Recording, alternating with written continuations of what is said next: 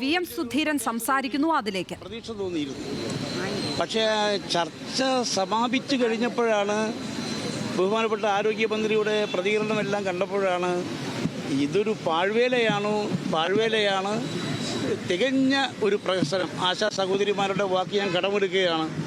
അതൊരു പ്രഹസനം, തികഞ്ഞ പ്രഹസനം മാത്രമായി മാറുകയായിരുന്നു. ഒരു ഗവൺമെൻറ് ഇങ്ങനെയാണ് ഒരു പ്രശ്നം കൈകാര്യം ചെയ്യേണ്ടത്? എനിക്ക് അത്ഭുതപ്പെടുകയാണ്. എത്രയോ സർക്കാരുകൾ കേരളത്തിൽ വന്നിട്ടുണ്ട്. എന്തെല്ലാം സങ്കീർണമായ പ്രശ്നങ്ങൾക്ക് പരിഹാരമുണ്ടാക്കിയിട്ടുണ്ട്. ഒരു പുതിയ കാര്യമല്ലല്ലോ. സമരം പുതിയ കാര്യമാണോ? എത്രയോ സമരം ചെയ്ത് പാരമ്പര്യമുള്ള പാർട്ടി നേതാക്കന്മാരാണ് ഇപ്പോൾ അധികാരത്തിലുള്ളത്. സമരം ജീവിതത്തിൻ്റെ ഒരു ഭാഗമാണ്, ജനാധിപത്യത്തിൻ്റെ ഒരു ഭാഗമാണ്. ആ സമരം ചെയ്യുന്നവരുമായി ചർച്ച നടത്തുക എന്നുള്ളത് ഏതൊരു സർക്കാരിൻ്റെയും ഏതൊരു ഭരണാധികാരിയുടെയും പ്രാഥമികമായ ഉത്തരവാദിത്തമാണ്. പക്ഷെ ഒരു കമ്മ്യൂണിസ്റ്റ് ഗവൺമെൻറ്, ഒരു ഇടതുപക്ഷ ഗവൺമെൻറ് സമരം ചെയ്യുന്ന, പ്രത്യേകിച്ചും കേരളത്തിലെ ആരോഗ്യരംഗത്ത് നിസ്വാർത്ഥ പ്രവർത്തനങ്ങളുമായി ജനങ്ങൾക്ക് വേണ്ടി നിലകൊള്ളുന്ന ആശാപ്രവർത്തകരെ ഒന്നാമത് സമരത്തിലേക്ക് തള്ളിവിടാൻ പാടില്ലായിരുന്നു. അവർ നിവേദനം കൊടുത്തപ്പോൾ തന്നെ ചർച്ച ചെയ്ത് പരിഹാരം ഉണ്ടാക്കേണ്ടതായിരുന്നു. പക്ഷെ അതേ സമയത്ത് അവർ സമരത്തിലേക്ക് തള്ളിവിട്ടു. 39ാമത്തെ ദിവസമാണ് ചർച്ച നടത്തുന്നത്.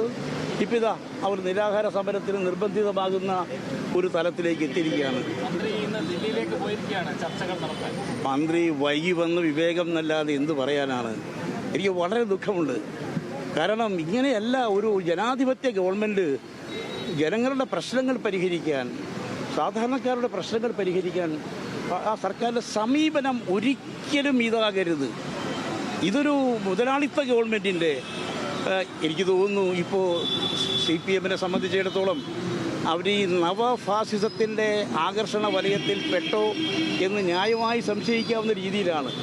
അവർ കമ്മ്യൂണിസ്റ്റ് മെത്തേഡല്ല, ജനാധിപത്യ മെത്തേഡല്ല, ഒരു നവഫാസിസ്റ്റ് സമീപനമാണ് ഈ സമരത്തോട് തന്നെ കാണിക്കുന്നത്. സമരത്തെ അടിച്ചമർത്താൻ എന്തൊക്കെ ചെയ്തു? ശരിക്കും പറഞ്ഞാൽ CPയുടെ ഭരണത്തെയാണ് നമ്മൾ ഓർക്കുന്നത്. എന്തെല്ലാം ചെയ്തു സമരത്തെ പരാജയപ്പെടുത്താൻ. എന്നിട്ട് പേരിൻ്റെ ഒരു ചർച്ച. ഒരു കാര്യം ഞാൻ തുറന്നു പറയട്ടെ, ഈ പിണറായി സർക്കാരിൻ്റെ പരാജയത്തിൻ്റെ ഏറ്റവും വലിയ ഉദാഹരണമാണ്, ഭരണപരാജയത്തിൻ്റെ ഏറ്റവും വലിയ ഉദാഹരണമാണ്. ഇനിയെങ്കിലും കണ്ണു തുറന്ന് യാഥാർത്ഥ്യബോധത്തോടെ ദുരഭിമാനം കൈവിട്ട് പിടിവാശി ഉപേക്ഷിച്ച് രാഷ്ട്രീയ സങ്കുചിതത്വം വേണ്ടെന്ന് വെച്ച് ഇനിയെങ്കിലും യാഥാർത്ഥ്യബോധത്തോടെ ഈ സഹോദരിമാരുടെ പ്രശ്നങ്ങൾക്ക് പരിഹാരമുണ്ടാകാൻ സർക്കാരിന് ബോധോദയം ഉണ്ടാകട്ടെ എന്ന് ആത്മാർത്ഥമായി ഞാൻ പ്രത്യാശിക്കുകയാണ്, പ്രതീക്ഷിക്കുന്നത്.